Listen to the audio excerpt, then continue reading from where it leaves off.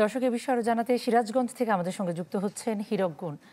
হীরক, এই যে বর্ষার শুরুতে নদী ভাঙ্গন শুরু হলো, এর আসলে সবশেষ পরিস্থিতি কি এবং প্রশাসন কি ধরনের উদ্যোগ নিচ্ছেন? গত কয়েকদিন ধরে যে টানা বর্ষণ এবং উজান থেকে নেমে আসা পাহাড়ি ঢলের পানিতে কিন্তু সিরাজগঞ্জে আবারও পানি বৃদ্ধি শুরু হয়েছে। গত ২৪ ঘন্টায় কিন্তু সিরাজগঞ্জ পয়েন্টে যমুনা নদীর পানি ১৪ সেন্টিমিটার বৃদ্ধি পেয়েছে এবং এই পানি বাড়ার সাথে সাথে কিন্তু বিভিন্ন স্থানে ভাঙন শুরু হয়েছে। বিশেষ করে সিরাজগঞ্জ সদর উপজেলা যে একটি ভাটপিয়ারি গ্রাম, সেই গ্রামে কিন্তু নদী ভাঙন রয়েছে। ঠিক এই গ্রামটিতে শুষ্ক মৌসুম থেকেই আসলে নদী ভাঙ্গন শুরু হয় এবং পানি বাড়ার সাথে সাথে কিন্তু আবারও সেখানে ভাঙন রয়েছে। তবে স্বস্তির খবর হচ্ছে যে গত ৩ দিন আগে যে ভাটপিয়ারি এলাকায় যে স্থানটিতে হঠাৎ করে পানির স্রোতে কিছু অংশ ভেঙে যায়, তবে পানি উন্নয়ন বোর্ডের পক্ষ থেকে সেই স্থানে বালিভর্তি যেটি জিও ব্যাগ কিন্তু তারা নিক্ষেপ করছে।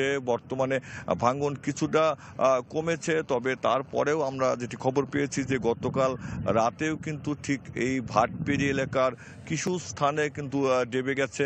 তবে এলাকাবাসী যেটি অভিযোগ করছে, তারা যেটি বলছে যে এই ভাটপিয়ারি গ্রামে শুষ্ক মৌসুম থেকে ভাঙন শুরু হলেও কিন্তু পানি উন্নয়ন বোর্ড কিন্তু সে সময় আসলে জরুরি পদক্ষেপটি গ্রহণ করেনি, এমন কথা কিন্তু এলাকাবাসী বলছে। তারা বলছে যে ঠিক এই যে ভাটপিয়ারি এলাকার প্রায় পশ্চিম পাড়ে কিন্তু প্রায় ১ কিলোমিটার এলাকা জুড়েই কিন্তু নদী ভাঙ্গন রয়েছে। বিশেষ করে এখন কিন্তু আসলে নদী ঠিক যে স্থানটিতে এসে পড়েছে, সেই স্থানে কিন্তু যে তীর রক্ষা যেটি পুরাতন বাঁধ বলে, এখন কিন্তু সেই বাঁধেই এসে পানি স্রোত কিন্তু আঘাত আনছে, যে কারণে এলাকাবাসী তারা কিন্তু অনেকটাই দুশ্চিন্তায় পড়ে গেছে। কারণ এই যে পশ্চিম পাড়ে যে বিশাল বাঁধটি রয়েছে, এই বাঁধের অভ্যন্তরে কিন্তু বেশ কয়েকটি গ্রাম রয়েছে। তারা যেটি বলছে যদি এই বাঁধটি ক্ষতিগ্রস্ত হয় তাহলে কিন্তু পশ্চিম পাড়ে বেশ কয়েকটি এলাকা কিন্তু আসলে হুমকির মুখে পড়বে।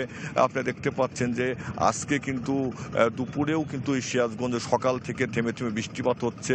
যমুনা নদী কিন্তু এখন অনেকটাই উত্তাল, কারণ প্রতিদিনই কিন্তু যমুনা নদীর পানি সেখানে বাড়ছে এবং পানি উন্নয়ন বোর্ডের সাথে আমরা যেটি কথা বলেছিলাম, তারা যেটি বলছে যে যমুনা নদীর পানি কিন্তু আরও ৪ থেকে ৫ দিন কিন্তু এটি বাড়ার সম্ভাবনা কথা কিন্তু বলছে।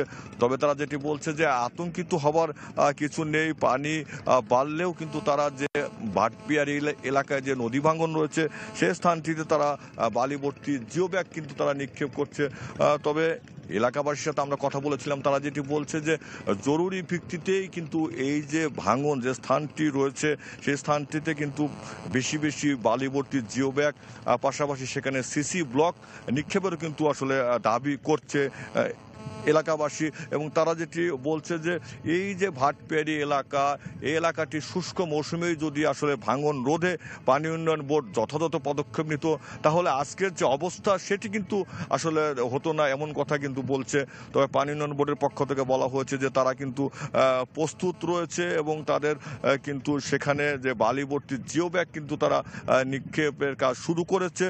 তবে যেটি আমরা কথা বলেছিলাম এলাকাবাসীর সাথে, তারা যেটি বলছে যে পানি যেহেতু এখন বর্ষা শুরু হয়েছে মাত্র, এখনই আসলে যমুনা নদী যে পরিমাণে আগ্রাসী হয়ে উঠেছে, আসলে পুরো বর্ষা মৌসুমের আগেই যদি এই স্থানটি আসলে মজবুত করা না হয়, তাহলে কিন্তু যে এই যে স্থানটির পিছনে যে গ্রামগুলো রয়েছে পশ্চিম পাড়ে, সেগুলো কিন্তু আসলে অনেকটাই ক্ষতিগ্রস্ত হবে, এমন কথাই কিন্তু আসলে তারা এলাকাবাসী বলছে।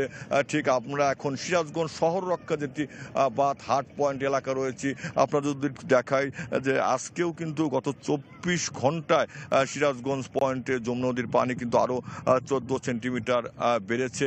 তবে প্রতিদিনই কিন্তু পানি বৃদ্ধি শুরু হয়েছে এবং পাশাপাশি কিন্তু রয়েছে বৃষ্টিপাতও কিন্তু আসলে সেখানে রয়েছে। তবে সব মিলে কিন্তু যেটি হীরক, আপনাকে ধন্যবাদ। দর্শক, যমুনা নদীর ভাঙনের সবশেষ খবর জানাচ্ছিলেন হীরক গুণ, আমাদের সঙ্গে যুক্ত হয়েছেন সিরাজগঞ্জ থেকে।